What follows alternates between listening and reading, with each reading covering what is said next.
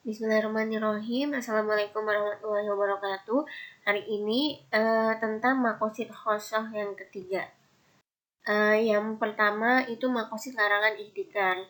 Nah, ihtikar itu kan menimbun barang, ya. Misalkan masker lagi bergejolak, gitu ya.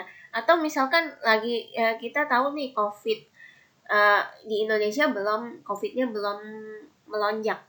Tapi kita tahu bakal dibutuhkan masker, hand sanitizer, disinfektan dan sebagainya. Itu nah kita berencana untuk menimbunnya.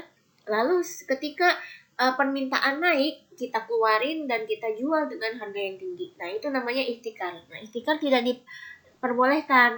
Dulu ihtikar itu cuma sebatas makanan, tapi sekarang bukan hanya makanan saja ya, yang membahayakan hajat kepentingan masyarakat umum, ya seperti tadi masker, hand sanitizer dan sebagainya. Itu juga termasuk. Kalau menimbun itu namanya ihtikar juga. Bedanya ihtikar sama stok, kalau stok itu kan kita menyetok dagangan dan bakal didistribusikan, dan kita mengeluarkannya dengan harga normal yang dan bakal dikeluarin ketika stoknya habis. Beda sama ihtikar. Kalau ihtikar itu kayak nunggu momen supaya dia ngeluarin, supaya permintaan naik ya, sehingga dia menjualnya dengan saat itu dengan harga yang mahal. Nah, maksudnya karena ihtikar itu membahayakan hajat kepentingan masyarakat umum. Ya, jadinya sesuatu yang membahayakan atau zolim itu dilarang oleh syariat. Next, makosid larangan bayi najasi. Bayi najasi itu ini permintaan ini ya, rekayasa. Kayak misalkan ini banyak terjadi di saham. Kelihatannya sahamnya banyak yang beli. Ternyata pas dia beli tiba-tiba itu cuma rekayasa. Atau kayak kalau di tradisional itu ada orang yang transaksi jual beli, dia pura-pura beli, pura-pura nawar, ya pokoknya seakan-akan dia banyak yang beli ya, kualitasnya bagus gitu. Ternyata yang belinya itu sebenarnya nggak beli, cuma rekayasa aja gitu. Ya jadinya pura-pura seakan-akan banyak yang beli, tapi ternyata enggak, cuman buat menarik orang.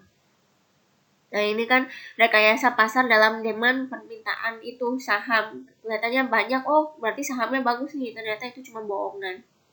Nah, makosidnya dilarangnya adalah karena di dalamnya ada goror, jelas goror, penipuan, modus penipuan dalam bisnis yang merugikan mitra bisnis lain, merusak harga pasar juga, seperti itu. Kan, makosid larangan bai'atain fi bai'ah. Transaksi ada 2 akad sekaligus, nggak ada kepastian. Misalkan saya mau jual laptop ini bisa harga tunai dan tidak tunai, tapi nggak disepakati nih mau tunai apa tidak tunai. Tidak tunai biasanya dengan bai'at taksid ya, dengan angsuran. Nah, itu kan akadnya beda. Kalau nggak ditetapin ya ada terjadi goror, nanti tahu-tahu saya butuh, kalau angsuran kan biasanya harganya lebih ya.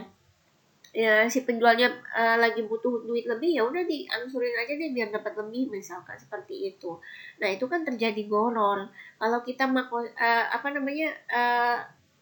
akad ya harus jelas transaksinya mau akad apa, diserahkannya kapan, temponya kapan. Nah, itu harus jelas. Makosid larangannya karena akad pertama menjadi tidak jelas dan harga tidak menjadi jelas. Ya, semuanya nggak jelas, ada goror. Ya, selama ada goror, zolim, riba dan sebagainya, itu tidak diperbolehkan. Next, makosid larangan maisir. Maisir pasti nggak boleh ya, karena di sana judi. Karena makosidnya menghindarkan kemalasan kerja. Ya, kalau kita mau menghasilkan keuntungan, ya kita harus menghadapi resiko. Kalau nggak mau menghadapi resiko, ya kita nggak dapat keuntungan. Namanya berbisnis pasti kita ada kemungkinan untung dan rugi. Kalau judi kan enggak. Kalau yang untung terus, yang rugi terus. Nah, itu spekulasinya juga goror itu. dan menghindarkan kemalasan kerja karena impian dan mengakibatkan terjadinya permusuhan.